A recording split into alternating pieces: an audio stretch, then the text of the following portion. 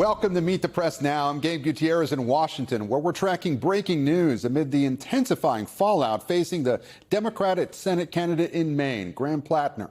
As now every major Democrat in Congress who endorsed him has rescinded that endorsement and is calling for him to drop out.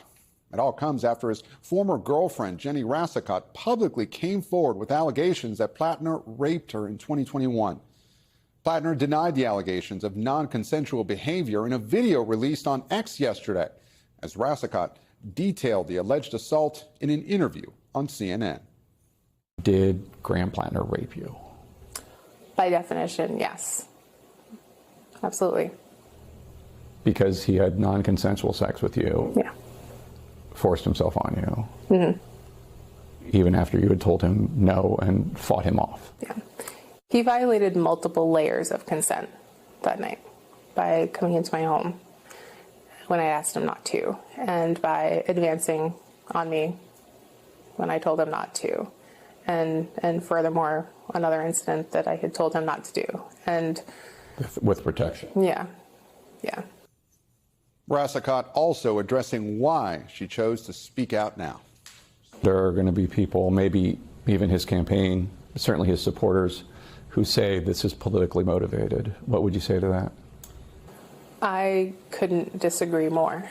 That was actually one of the reasons that I didn't come out. Because you agree with his politics. I do. I really agree with his politics. I think we need somebody with those political stances and who are willing to do the work. And, I see his political videos. They get me fired up as well. I understand why people want someone like him in office. And I felt like me coming forward would essentially potentially take that away. And I felt really uncomfortable with the responsibility of and the weight of my story and what that might do. A source familiar with Platner's thinking tells NBC News that he's still undecided about whether to drop out of the race. The explosive allegations coming nearly a month after he handily won the Democratic primary despite months of other controversies around his candidacy, including allegations from multiple women of aggressive and physical behavior. Platner denied allegations of abuse and rallied supporters around the party's mission to oust Republican Senator Susan Collins and retake the Senate majority. But his support in Washington and beyond has now evaporated. Today, his top backer, Vermont Senator Bernie Sanders, saying, in light of these very serious allegations, I have recommended that he step aside. Senator Elizabeth Warren, who campaigned with Platner in Maine, saying the best path forward is for Graham Platner to step aside as the Democratic nominee and address these serious allegations outside this Senate race. Senate Minority Leader Chuck Schumer, who endorsed Platner after June's primary, warning Platner that the powerful campaign arm of the party will not invest in the Maine Senate race if Platner remains on the ballot. Other Democrats speaking out publicly as well. I think Graham Platner needs to get out of the race. Today? As soon as possible. What happens for Maine Democrats? That's obviously a very important Well, there's seat. an opportunity to fill that seat. We saw that the governor had stepped up earlier.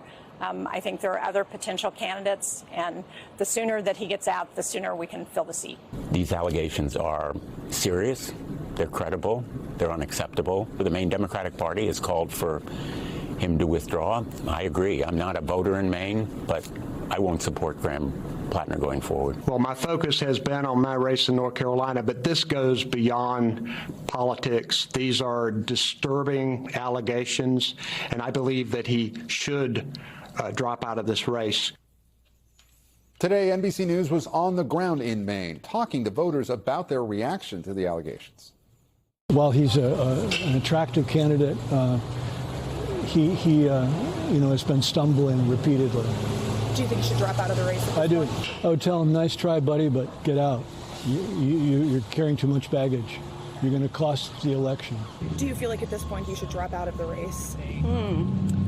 I don't know. I mean, I don't know, because again, he stands accused of some pretty ugly things. So far, he's addressed all of them in a way that I'm like, okay, but then this one he's denying. So I don't know if that should be allowed to be played out before he has to make a decision. Do you think if he stays in the race, he hurts Democrats' chances of defeating Susan Collins? Absolutely. Would you like to see Susan Collins out of office? Not for Graham Platner. And joining me now is Salha Kapoor, senior national political reporter, John Allen, senior national politics reporter, and Jessica Taylor, Senate and Governor's editor at the Cook Political Report. Thank you all so much for joining me. Salha, what else do we know about the Platner's campaign's thinking of all this? Do you float getting out of the race if you don't actually intend to?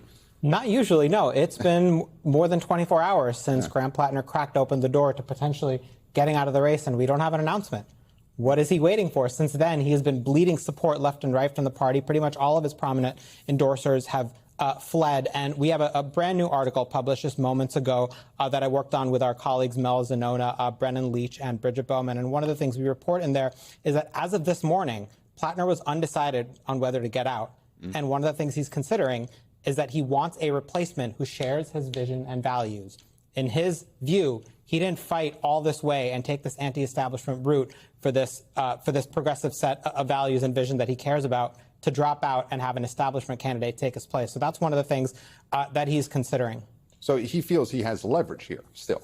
Well, in a way he does, because the Maine state law says he has until this coming Monday, July 13th, to decide whether to drop out. If he doesn't, then he's stuck on the ballot, and Democrats have to deal with him on the ballot. So if that's the leverage that he has. If he doesn't drop out in time, then the Democratic Party can't do anything to force him off. What the Democratic Party, what the party establishment, what they believe their leverage is that they're essentially trying to signal to him, you're not going to have a campaign, you're not going to have any money, you're not going to be able to run without any support. So do national Democrats have any sort of like break open glass plan here? What are the options that Chuck Schumer has if he doesn't get out by Monday's deadline? Chuck Schumer's task right now is to make abundantly clear that Graham Platner cannot run a viable campaign. What Schumer has done in a joint statement with the DSCC chair, Kirsten Gillibrand, is make clear that they will not spend a penny to fund his campaign, in support of his campaign, to spend any money in Maine to help him win the general election, which is as good as a death sentence against Susan Collins, who's going to have tens of millions of dollars in Republican money. They're deeply determined and committed to trying to keep that seat. So without the money, how is Graham Platner going to be able to run? Without any prominent endorsers in the Senate who have all fled, how is he going to be able to make the case that he could be an effective senator? Some of the endorsers who supported him and have now fled: Bernie Sanders, Chuck Schumer, Kirsten Gillibrand, Elizabeth Warren, Martin Heinrich, Ruben Gallego, Ed Markey, Chris Van Hollen. I can't count a single Senate Democrat who's still supporting him. Well, John Allen, I want to turn to you. On the flip side of that question, if Platner drops out, who could potentially take over? There are 1,000 flowers in Maine that could potentially bloom. A lot of people looking at this, a lot of people being looked at in Maine. The one that the progressives have quickly rallied behind is Troy Jackson, the former Maine Senate president who had run for governor and lost in the primary. A couple of the other candidates that ran in that race and lost: Nirav Shah, the former Maine CDC head. And then you've also got Congressman Jared Golden, who is retiring, somebody who might be convinced to try to get into this if Platner gets out. But a whole bunch of candidates: Governor Janet Mills, who of course lost to Platner in the primary. A lot of possible candidates, none of them ideal. Susan Collins has won 5 terms in the Senate already. She's been there for 30 years for a reason. She is difficult to beat, and Maine Democrats have not been able to find anybody to beat her in the past. So they will be in a quandary. Even if Platner were to get out right now, in a quandary about how to fill that seat with somebody who might actually compete against her. John, we did have a Republican strategist on the show yesterday who said that the best Democrat to beat Collins is a generic Democrat. So, could all this turmoil actually end up helping Democrats if they can find this replacement candidate? Yeah, the political graveyard is full of generic Democrat. Yeah.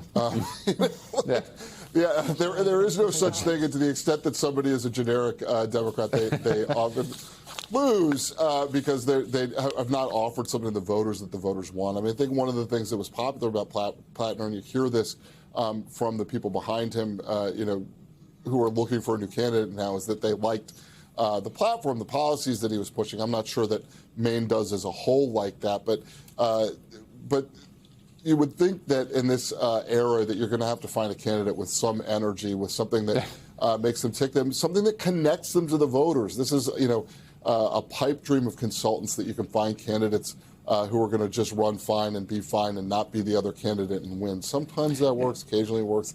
But I think the Maine Democrats have their work cut out for them in finding a solution after Platner. Yeah, certainly not a very great bumper sticker, right? Keeping it generic, a generic Democrat. Gabe, that's if he gets out. I mean, as Sahil was just pointing out, he's the one that makes that decision, like Joe Biden in the Democratic presidential nomination in 2024. Completely up to him. Well, thanks, John. Jessica, I want to turn to you on what this means for Democrats' chances in Maine and also for their chances of retaking the Senate. Let's start if Platner stays on the ballot. If Platner stays on the ballot, I think the seat is gone. Then I don't see Democrats having a chance. Yeah, we would shift it considerably in Susan Collins' direction because national Democrats have already, as Sahil said, said that they will not spend to try to flip this seat. They have distanced themselves from Graham Platner in every possible way that they can. He would be abandoned by the National Party. Well, what if he drops out and this, replacement candidate comes in, even from a, progressive cloth? Does that a generic candidate, stand a better chance? Absolutely. Even before all of this, Graham Platner had so much baggage that he was teetering right on the edge of being, unelectable. And then this latest accusation of rape, I think, was a red line for many voters. And, for someone who's talked about being the white working class savior almost, he was really, his approval ratings were upside down in polling. He was doing very badly in rural areas of Maine that you need to win. This is where other challengers of Susan Collins have, where she has been successful before in holding on to those rural working class voters that may have split their ticket and voted Democratic for president, but continue to vote for Susan Collins. So realistically, is there a path for Democrats to win the Senate without Maine? There is one that exists, but it's a very, very narrow one. The entire path for them to win the Senate is still narrow at this point anyway, because if you flip, North Carolina is the likeliest to flip at this point. We have that open seat race rated lean Democrat. Maine should be the next on the list. Without that, with Maine, they still have to flip 2 states that Donald Trump carried by double digits. So if you don't include Maine on that, they have to flip 3 states that Donald Trump carried by double digits. Yeah. Neither of those scenarios is ideal. Yeah, quite a tall order there. Where do you expect Democrats will focus their resources if they cut Maine loose? I would look to Iowa. I think that, beyond the next possible are 2 seats that we have in toss-up, which is Ohio and Alaska, and those are must-wins to get to 4. But if you need that 5th seat, if something happens in Maine, Iowa is a much cheaper alternative. They have a very solid candidate there in State Representative Josh Turek, who has a very compelling personal story. He's a former Paralympian in a wheelchair. He's running against Ashley Henson, a Republican congresswoman, who is running a very strong campaign. But I think there are some seeds of discontent in Iowa this cycle, dealing with the economy and with agriculture prices. That Iowa, there's also 3 congressional seats that are very competitive, and the governor's race is a toss-up as well. So I would look to Iowa. Texas might make a play for that too, right? Texas is so expensive. I put Iowa ahead of Texas right now. Interesting. And Sahil, I'll finish with you. How loud do you expect this drumbeat to get over the next coming days? Extremely loud, because this is the kind of the prisoner's dilemma that the Democratic establishment and Graham Platner are caught in. He won't have a viable campaign if he runs, as Jessica was pointing out. He has an extremely slim path to victory. But it's his choice. By law, this is he's entitled to this nomination. He did win it, and nobody can force him to get out. So if he can extract something in exchange for stepping out, this seems to be the negotiation. This seems to be the Cold War that he's stuck in. But like I said, the national Democrats have made abundantly clear, including Bernie Sanders, who, when I spoke to Graham Platner in Maine on the ground, he said Bernie Sanders is kind of his political idol. One of the reasons he's running is to mirror his style of politics, and now Bernie's saying, get out. That's right. Sahil, Jessica, thank you so much for joining us. And before we go to break, we should note, if you or someone you love is experiencing sexual violence, you're not alone.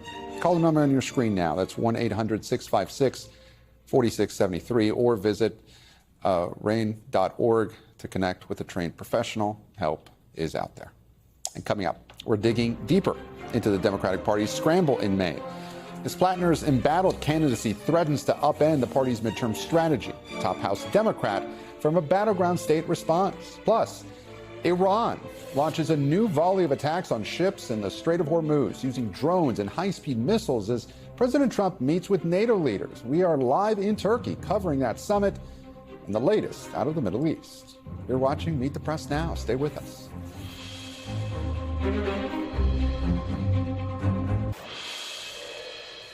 And welcome back. Joining me now is Democratic Congresswoman Debbie Dingell of Michigan. Congresswoman, thank you so much for joining us here on Meet the Press Now. Let's start with Graham Platner. As we've mentioned, a number of Democrats have called on him to drop out of the race. Do you agree? Should he drop out? So, Gabe, good to be with you. And many people know that I raised concerns as early as May. Yes, I do think that he should drop out. And I've been very clear. I'm not a voter in Maine. I'm a voter in Michigan. But I had very serious concerns in May. And when someone's had a pattern, which this has been, people need to listen. And, you know, I said to people, I didn't sleep last night because I keep thinking we're making progress. But why, again, did everybody give a hard time to their survivors who talked about what happened to them? And I want to see someone in the United States Senate representing Maine that is willing to stand up to the president and isn't going to be a rubber stamp. But I've had concerns for months. Some of the people that, quite frankly, yelled at me for saying what I said have now said he should step aside. And I think we need to take a long, hard look at why it took 2 months to get to where we are today. Sounds like you're really wrestling with this. He is going to resign. Yeah, it sounds like you're really wrestling with this. I hear it in your voice. I mean, you said you thought about it a lot last night. Well, what I'm angry about is I did express. People asked me, tried to do gotcha questions, are you supporting them? And I wouldn't. I said that I was concerned. I've spent my whole life fighting for people that have been, that are survivors of domestic assault and sexual assault. I have lived both in circumstances. And, you know, we got a sexual predator in the White House. I am concerned about that. But I think as Democrats, we got to fight fire with fire. But at the same time, there are certain values that we have to have and have to be willing to stand up to. And a lot of people were uncomfortable with doing that. And here we are today in the mess that we are in. Right. Well, Congresswoman, I want to play what you said yesterday right after that news broke of that latest accusation. I will always be concerned about domestic violence allegations, sexual assault allegations. But also, we got a man in the White House that's a predator, has been convicted of sexual assault, and people's lives are being impacted by this every single day. So it's a very complicated situation. You said it was very complicated. What exactly did you mean by that? Were you at the time making a case for Platner possibly staying in the race? No, what I was, Casey had asked me what I thought, and I said I'm processing it. I do believe that I'm not a voter in Maine. The people of Maine are the ones that have to decide. And at this point, you know, this isn't new. This is another revelation that fits into a pattern. But because I was so quickly asked, the people of Maine have until July 13th to have the ability to replace him on the ballot. I am wrestling with why did it take people so long to believe him? Why did people yell at me? And I was yelled at for saying what I said back in May and June. And I'm a strong, tough woman who's not afraid to stand up to people. So think about what it means to be a survivor and to tell a story and how people go after you. We are still living at a time that if women tell the truth, they are the ones that frequently get the repercussions. And we have to get to a point. Due process matters. Due process matters. But we also, women are afraid to come forward because of what the consequences are when you tell people what have happened. Congresswoman, Platner says he's considering the best path forward. You just said that you think he should drop out. Do you think he will? I don't know. Part of that, what you played, was also in response to the video that he recorded yesterday. And it sounded like he actually understands it's not about him. It's about the people of Maine and the Americans who need to have someone who is going to be electable and be able to stand up and not be a rubber stamp for what is happening. I am not a friend of his. I have not talked to him. I have people that have been friends of him who are very angry because they believe that he lied to him. I have no idea what he is going to do. And so if he does drop out, where does the race go from here, you think? Should Democratic Party officials pick a new candidate? I don't think the DSCC should. I think the people of Maine. They have a Democratic Party. They have, from what I'm hearing, many good candidates. The voters of Maine are the ones that should pick who they want to send to the United States Senate. That's what our democracy is. So I'm going to hope it's someone who doesn't have a history of domestic or sexual violence. But there are a lot of good candidates that I've heard. And I think the people of Maine and their leadership in the Democratic Party are the ones that should determine who they think is the strongest candidate. And the uncertainty in Maine is now making the Democratic Senate race in your state of Michigan even more critical than it already was. So the race is now a showdown between Congresswoman Haley Stevens and the more progressive Abdul El-Sayed. Will you be endorsing in this race now that it's down to two candidates? Absolutely will not be. I will stay neutral. I am one of those people that has to bring people together in August to remember what we are focused on in November. I know both of them. I know both of them will be able to defeat Mike Rogers. And one of them's a constituent, one of them's a colleague. This is a race that I have deep concerns about, and I am going to make sure that we win in Michigan in November. And this is a purple state. None of the elections in Michigan right now are a given. We are going to be competitive until Election Day. I want to play one of the recent, or part of one of the recent attack ads against El-Sayed. Let's watch. Abdul campaigned with anti-Israel radical Hassan Piker. He called to abolish private health insurance, and he's championing socialist tax hikes with Senator Bernie Sanders. You just said that you believe both candidates can win. Do you think El-Sayed specifically, though, can weather those types of attacks? He's going to have to be prepared to do so. But I do believe, look, I like both of these candidates. And I know that Donald Trump is loving using the word communist right now. And I don't think anyone's going to call me a democratic socialist, though I am a fighter. And I got to tell you, I lead the Medicare for All in the Congress. And the Dingells have been fighting for it for a long time. So some of the issues that they want to call socialist or communist, there are a lot of people who need health care in this country that can't get it. That's not a communist issue. That's an issue that everybody's got to right.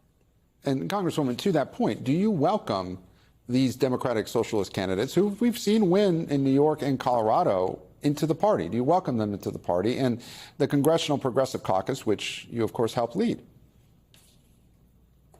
Well, I'm a member of the Congressional Progressive Caucus. I'm not a leader in it, so let's be clear on that. But the issues I care deeply about, we have a representative government. And I hate, by the way, all these labels that we see people use right now. But a representative government means that everybody's got a right to have somebody that reflects their voice at the table. Democrats have a big tent. America's got a big tent. Republicans have some people that I don't agree with. But it's important that everybody feel that there's somebody fighting for them at the table. This is who the district elected to send to Congress. I remember when everybody in the media tried to demonize AOC, and I didn't sponsor the Green New Deal because labor wasn't at the table. But she and I worked together, and we actually brought labor to the table with environmentalists and actually came to agreement on good policies. I think there's a lot of people, the media loves the story of let's pit people against each other, let's demonize. And look forward to getting to know them. I'm going to agree with them on some things. I'm going to disagree with them on some things. I'm not somebody that's afraid to tell people where I stand and what my position is on an issue. No doubt. Congresswoman Debbie Dingell, thank you so much for your time. And up next, we have the takeaways from NATO summit day one, including President Trump's new comments on Greenland and threats to remove U.S. troops from Europe. Stay with us here on Meet the Press Now.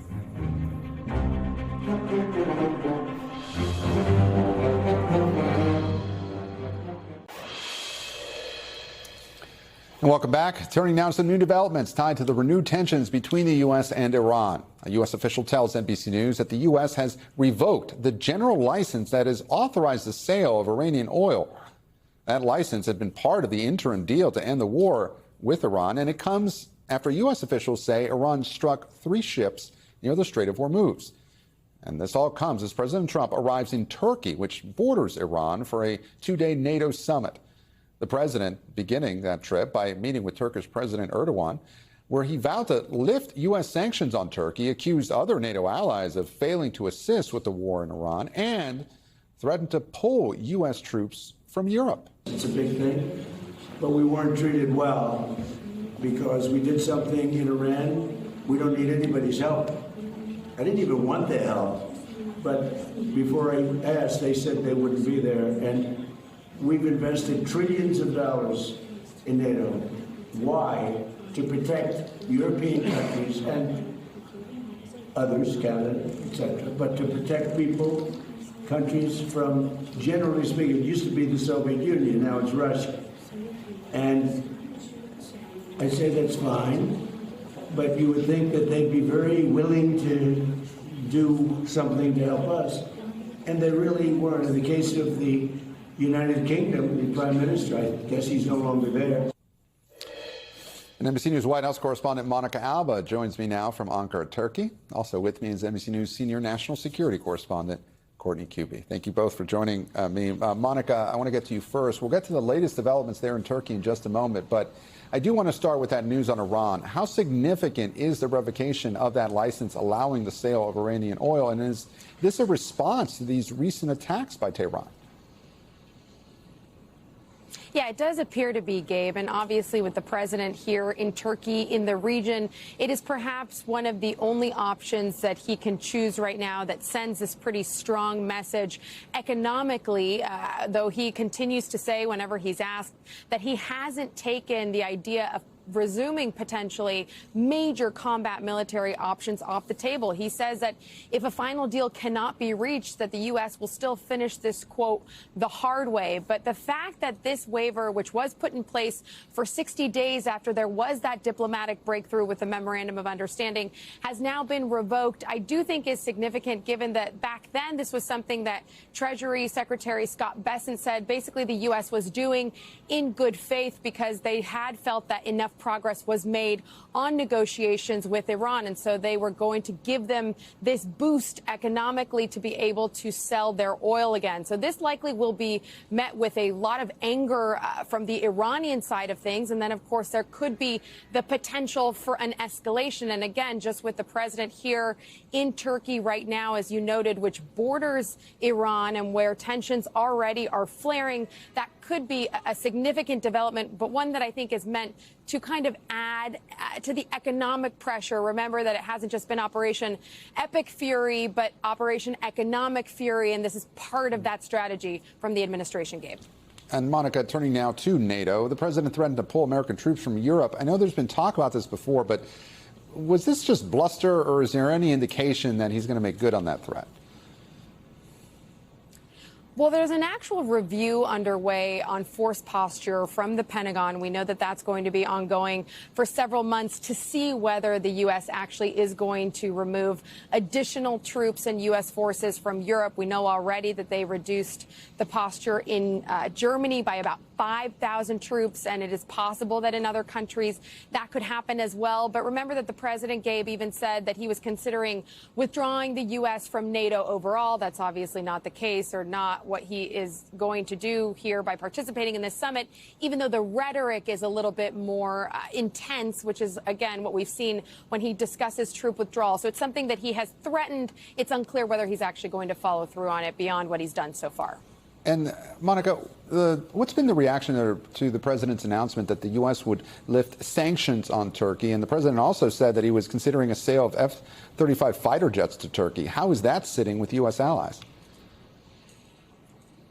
Yeah, and these two things are connected because the sanctions were put in place initially when Turkey purchased a Russian air defense system that really is kind of the crux of the problem here with the F-35 stealth fighter jets, because it's possible then that that kind of technology from the U.S. side of things, the fear was, could fall into the wrong hands, could potentially somehow be used by Russia or by an enemy of the United States. And so that is why in the president's first term, he banned the sale of the F-35s and applied those sanctions in 2020. So the fact that now he is considering lifting those and resuming the sale of these F-35s really raised a lot of eyebrows with some of the allies, including, of course, from Bibi Netanyahu of Israel, who had this to say specifically about the potential for this. Listen.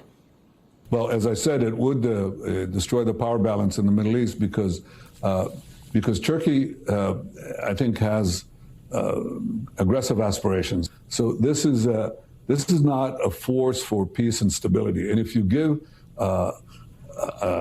this kind of radical regime that admittedly smiles to America when it is necessary, or smiles to the president of the United States when it's necessary, when you give them that power, you're going to see aggression in its wake. And one important note here, Gabe, if the president did decide to sell these F-35s again to Turkey, Congress could block it. So that's a factor in all of this as well. Thanks, Monica. And Courtney, I want to turn now to you. What's the reaction to this revocation of this general license that allowed the sale of Iranian oil? What impact do you think that might have? So it's clearly a response to what Iran was doing today, which one U.S. official said was extremely aggressive, and that is firing on at least 3 ships so far that we know about. 2, they fired these super high-speed, short-range missiles that struck in each of the ships, not causing any casualties, but it did cause extensive damage to both of them. And now we know that this was sort of overnight last night. We know that today Iran has fired a number of drones. One of them struck another commercial ship. The U.S. military has been shooting down some drones. They did not intercept any of the missiles, though, at this point. So this is a direct response to, again, what they're calling this aggressive action. And what's really critical here is this is one of the first points in that memorandum of understanding. So if the U.S. is not, if in fact the U.S. is saying Iran is not following through on their side, and now the U.S. is revoking some of what they agreed to do, what's the next step here? Well, okay, and you took me on the next question. This is an economic response. Do we know if the Pentagon is planning any military action in retaliation for this? So remember what happened about 2 weeks ago when Iran started firing on ships? The U.S. military responded with strikes inside of Iran, and that's been a pretty consistent pattern that we have seen. Very targeted strikes. Very targeted. They were along the Strait of Hormuz, and this has again been the pattern. They went after coastal radar sites, drone and missile launch sites. So what the military would call pretty proportional reaction to the Iranians' initial attacks on those ships. What the military has been doing, though, is they take these proportional responses and then they sort of up it just a little bit, right? So they go a little step further. Right. But again, 2 weeks ago, when this was the last time this happened, June 26th was the last time the U.S. military took strikes that we're aware of inside Iran. There was both sides sort of came together and decided, okay, we're going to de-escalate here. It's not 100% clear why Iran has started firing again. Well, something else that makes this much higher stakes, even if it would be another proportional response, the president's in the region right now. Right. Which is a huge factor. Right. Yes. Courtney Cube, our national security correspondent, thank you so much. And after the break, we're diving deeper into President Trump's high-stakes meeting with President Zelenskyy tomorrow, as the war in Ukraine remains top of mind at this week's summit. A former U.S. ambassador to NATO is next. Keep it right here on Meet the Press Now.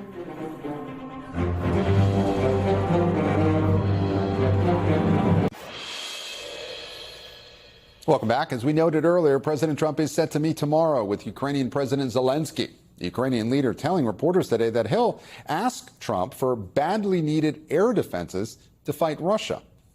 Tomorrow we will speak about different topics with President Trump and also about this. But also what is important is today to find to find a way how to get as quick as possible, as much as possible, missiles for Patriot systems. This is the most important thing, and we need it very much, and it's urgent topic for us. We see that the weakness of Russia, we feel it, but it's not enough. We need more pressure, more anti-ballistic, and more sanctions on Russia. The meeting comes as President Trump says he's optimistic Zelenskyy and Russian President Putin will reach a deal to end the war, which is now in its fourth year. Joining me now is Ivo Daalder, who served as U.S. ambassador to NATO during the Obama administration. Ambassador, thank you so much for joining us here on Meet the Press Now. Glad to be here, Gabe. Thanks for having me. And what is at stake for Ukraine in President Zelensky's meeting with President Trump tomorrow? Well, two things. One is what you just heard President Zelenskyy say. Ukraine desperately needs Patriot air defense missiles to defend against ballistic missile attacks that the Russians are launching at an increasing scale. And these are the only weapons that can defend against it. The fact that the inventory inside Ukraine is becoming smaller and smaller is leading to more and more deaths. You can see every night the number of casualties in Ukraine is going up. So that's job one. Job two is to convince the president that now Russia is on the back foot, that Ukraine is indeed gaining in this war, which it is by targeting Crimea, by targeting the energy and oil infrastructure within Russia, and that this is exactly the time when the United States should come back to in support of Ukraine fully and wholesomely in terms of putting economic pressure on Russia and trying to convince President Putin to accept a ceasefire at the place of contact where the forces are fighting today. Ambassador, Zelenskyy renewed his calls for Ukraine to join NATO. Do you see any scenario where that realistically happens? Yeah, I do. Actually, I do think that ultimately Ukraine will be a member of NATO. The reality is that while Ukraine really needed NATO for the last 3 to 4 years, in the past year or so, it's becoming increasingly clear that NATO needs Ukraine. That if Ukraine were not fighting the war that it is fighting, the capabilities the Russians are amassing would be far greater that they could amass against NATO. The technology, the defense industrial production that the Ukrainians are developing is extremely important, not only to fight Russia today, but to help Europe fight or at least deter Russia in the future. So I think there is a need for Ukraine to become a member of NATO. It's not going to happen anytime soon. President Trump has made very clear he's not in favor of it. So as long as he's president, I don't think that will happen. But one day in the not too distant future, if we are serious about the security of Europe and we're serious about the future of Europe, Ukraine should be a member of NATO. Now, I want to get to a comment that has gotten a lot of attention, raised a lot of eyebrows, especially among some U.S. allies, including Israel. The president today, very complimentary of Turkish President Erdogan. Let's listen. We don't want to sanction friends. It's very simple. There's plenty of people we can sanction, and we are sanctioned. We don't want to sanction friends.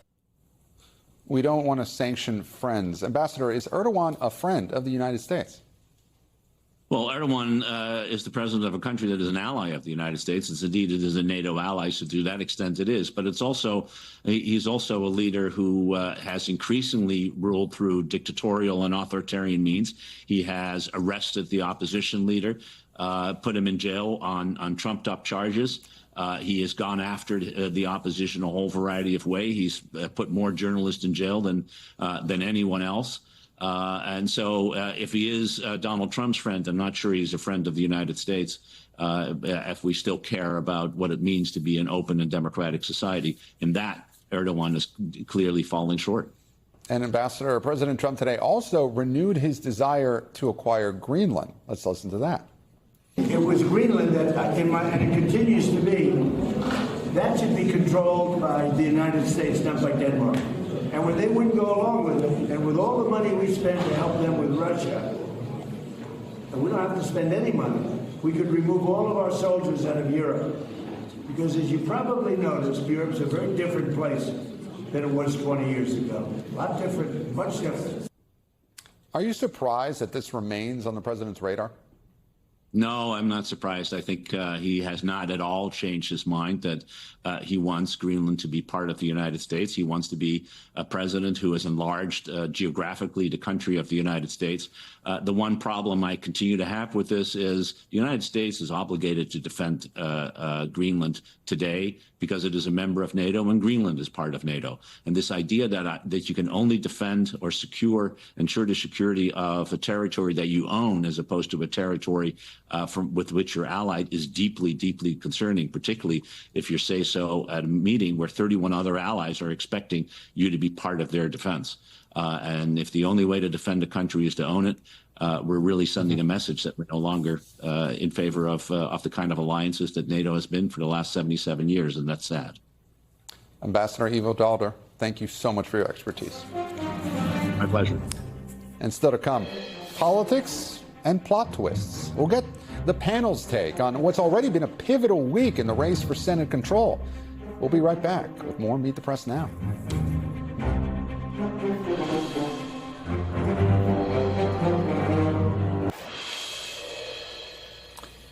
Hey, welcome back. Joining me now is our panel. Shelby Talcott, White House correspondent for Semaphore. Herbie Ziskin, White House Principal Deputy Communications Director during the Biden administration. And Sarah Chamberlain, President and CEO of the Republican Main Street Partnership. Thank you all so much for joining us. Shelby, I want to start with you. So the Platner campaign appears to be collapsing. How much longer can he hang in?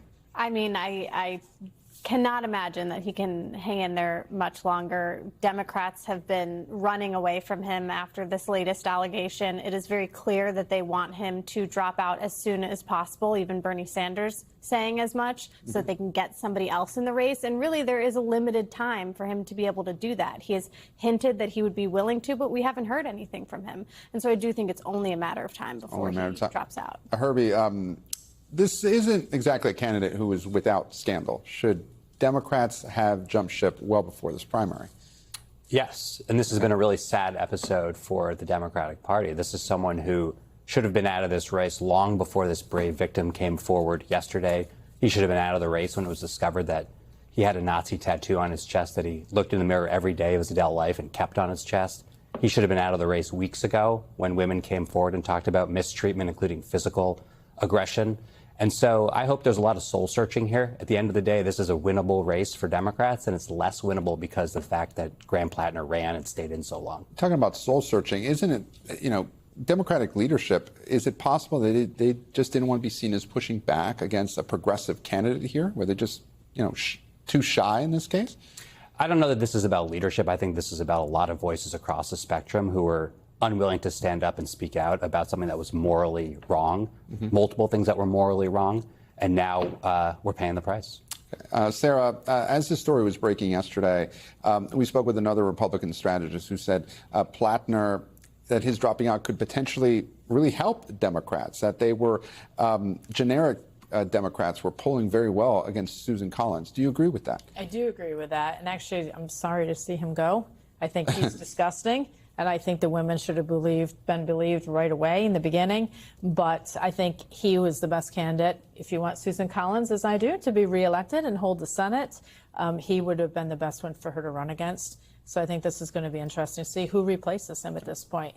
Well, and he has to drop out before the 13th. Right. So he's kind of in the driver's seat right now. Shelby, you said this was only a matter of time. I mean, he is anti-establishment. Could he, what if he does stay in? What happens to Democrats then? I mean, I think that's a disaster for Democrats. I think that's the worst case scenario. And as you said, that's kind of what Republicans are hoping. And I was talking to Republicans because you saw some of these allegations from people saying, well, this is just a Republican oppo and this is all just an attempt to ruin him. But Republicans were saying, well, why would we drop this now?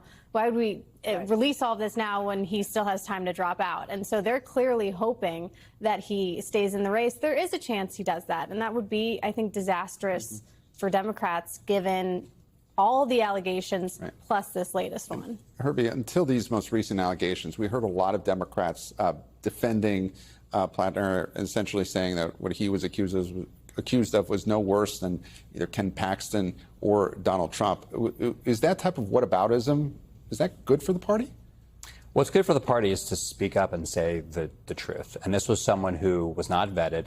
And when the reports came out about the things in his life that are deeply problematic, some people did speak out and others did not. And ultimately, this day was inevitable, that given what we've learned about him through the months, given these deeply problematic things in his past, that it was going to get to a point where the vetting was not going to be good. And that's where we're at. And I think there's a lot of lessons to be learned here. And so what if he does stay in, though?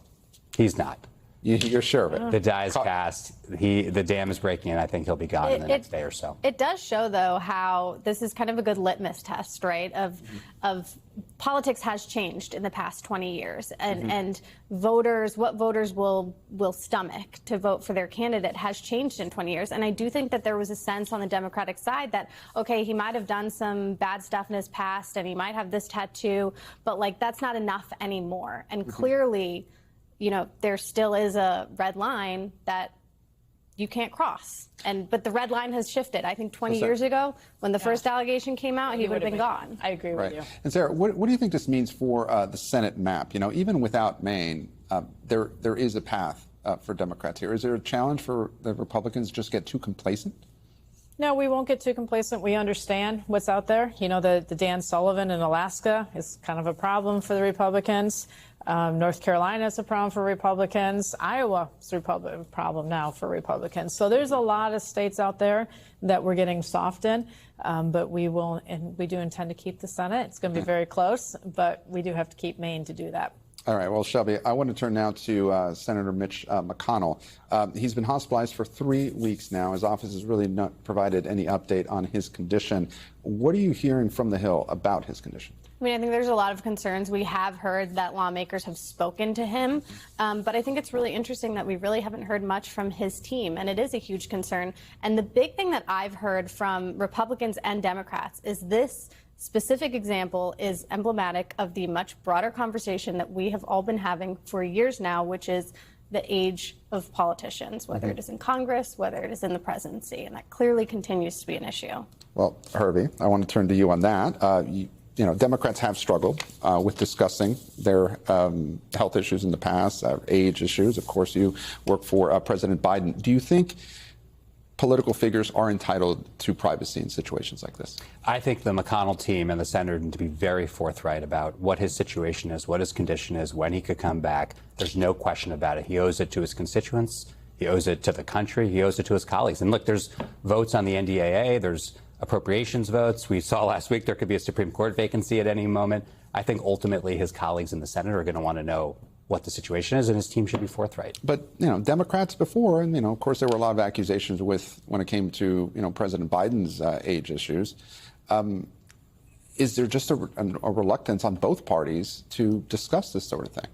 I think when someone is missing an MIA for 3 weeks, it's incumbent upon their team to be very, very clear about what's going on. Well, Sarah, can Republicans afford to have McConnell out for much longer, given, you know, these tight margins on the Hill? I mean, we need Mitch McConnell to get as healthy as he can and try to come back. I do know senators who have spoken to him, so the rumor that he's brain dead does not seem to be accurate.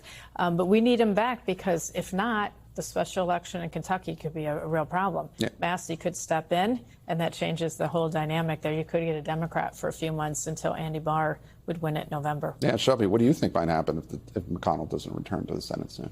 Yeah, I think the margins are very small already, and it could be a disaster for Republicans. And so clearly, I think that is part of the calculus to sort of keeping a little bit quieter about his condition, because there is the reality that the margins are so small and that he is needed here in Washington in order to have some of these votes and in order for Republicans to continue being able to do what they want to do. And Herbie, I'll let you wrap this up. You know, McConnell's term ends in 2027. His replacement is going to be chosen in these midterms. Does it ultimately matter for Democrats whether he resigns or, you know, whether he returns before the end of his term? Does it really matter at this point? I think it certainly matters. I mean, there are votes in the Senate that are 50-50 that are broken by the vice president's tie-breaking vote. And there are judicial nominations that are still moving forward that can be really close. There are votes that we just talked about. And so it certainly matters to the outcome of votes. And it's not a good look for the Republican Party. And this is a Senate that's up for grabs in November. Herbie. Sarah, Shelby, thank you all so much for joining us here on Meet the Press Now. That's all the time we have. I'm Gabe Gutierrez. We're back tomorrow with more Meet the Press Now. There is more news ahead right here on NBC News Now. Stay with us.